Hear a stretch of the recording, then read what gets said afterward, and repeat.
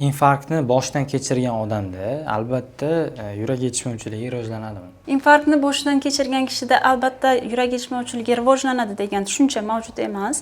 Bu avvalambor infarkt o'chog'ining katta-kichikligiga bog'liq. Agar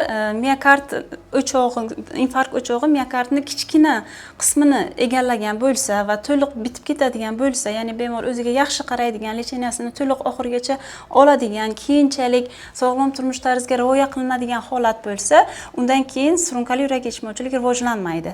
Lekin infarkt o'chog'i yaxshigina katta o'lchamga ega bo'lsa va takror rivojlanaversa, ya'ni mana bir marta infarkt o'tkazdi, ikkinchi marta yana infarkt o'tkazibdi, bunaqa holatlar rivojlanadigan bo'lsa, bemorda qo'shimcha kasalliklar, ya'ni semizlik, qandli diabet va boshqa surunkali kasalliklar ham mavjud bo'ladigan bo'lsa, gipertoniya kasalligi qo'shilgan holatlar bo'ladigan bo'lsa, ularda surunkali yurak yetishmovchiligi rivojlanish xavfi yuqori bo'ladi.